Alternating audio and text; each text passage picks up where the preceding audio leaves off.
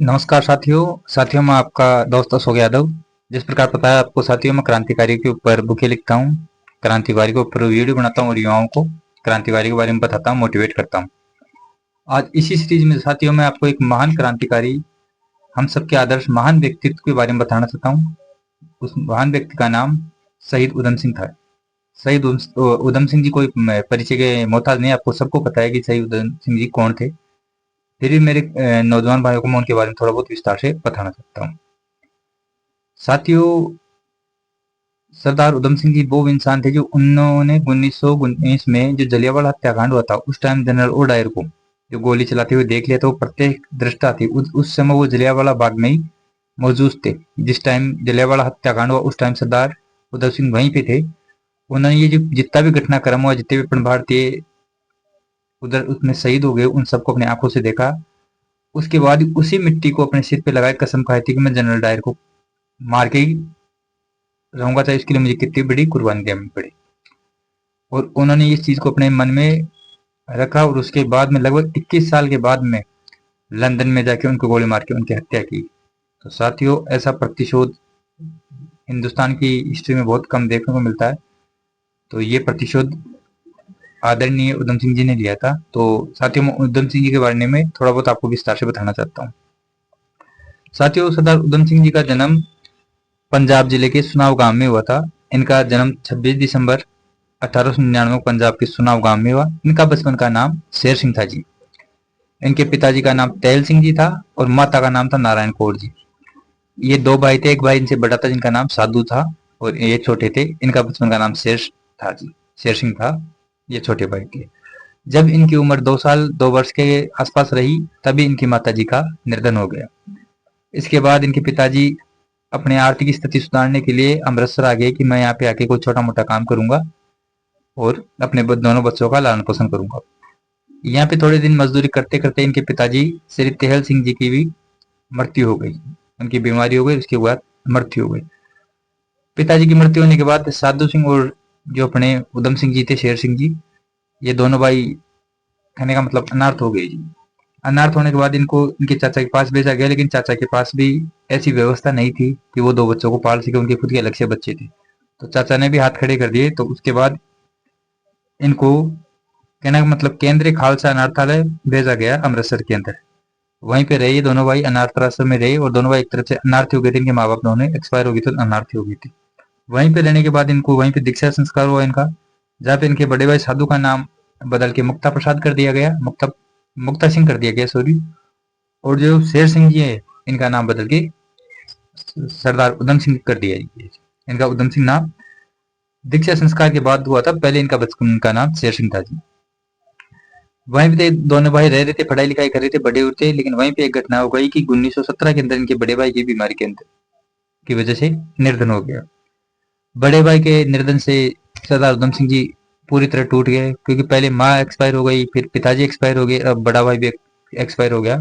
तो इनको कहने का मतलब इनका मोह भंग हो गया जीवन के प्रति।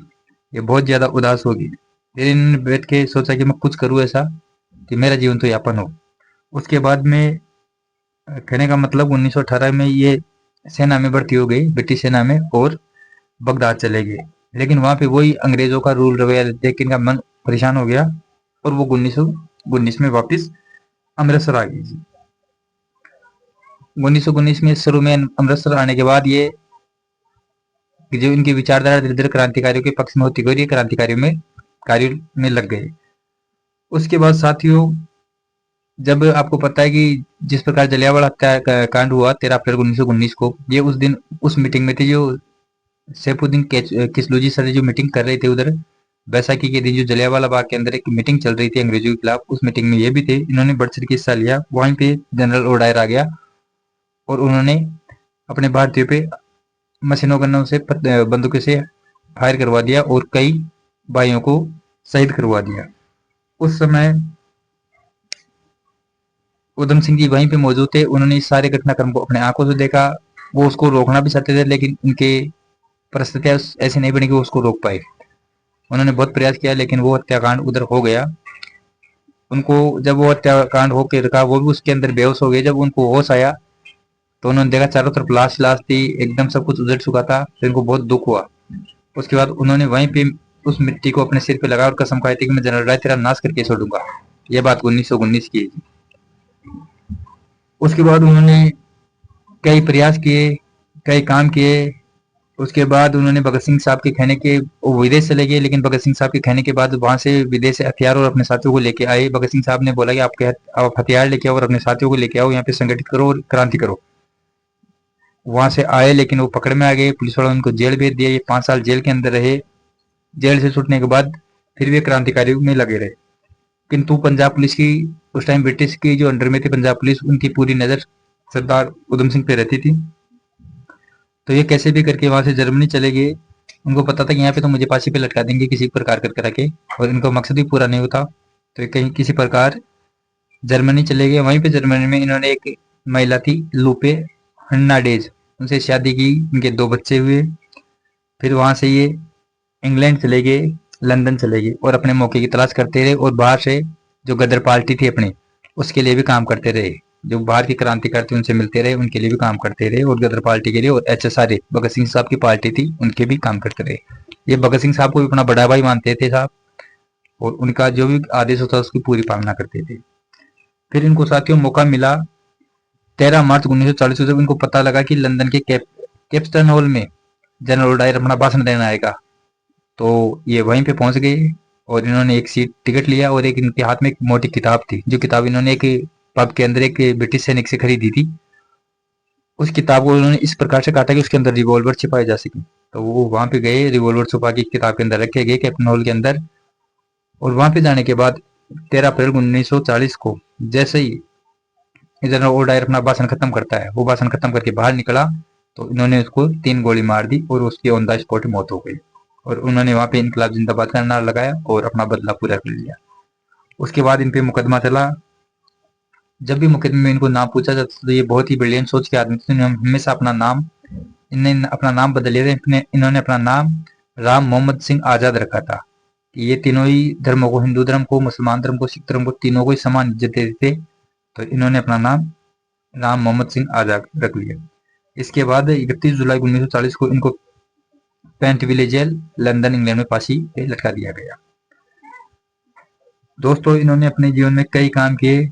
शायद ही ऐसा कोई उदाहरण मिलता होगा जिन्होंने इतनी लंबी तपस्या की और अपने बलिदान दिया, अपने देश के लिए बलिदान दिया। साथियों इनको बाद में की अस्थियों को वहां से लाया गया और अपने लंदन से अस्थियों को लाया गया और सुनाव गांव में ही उनका अंतिम संस्कार पूरी विधि विधान से किया गया। इनके ऊपर कई डाक टिकट भी जारी हुई है। यूपी के अंदर मायावती सरकार जी ने 1995 में इनके नाम के ऊपर एक जिले का नाम सरदार उधम सिंह जी रखा। इन्होंने अपने जीवन में बहुत काम किया और इन्होंने अपने जीवन में बहुत दुख देखा, बहुत संघर्ष देखा था साथियों।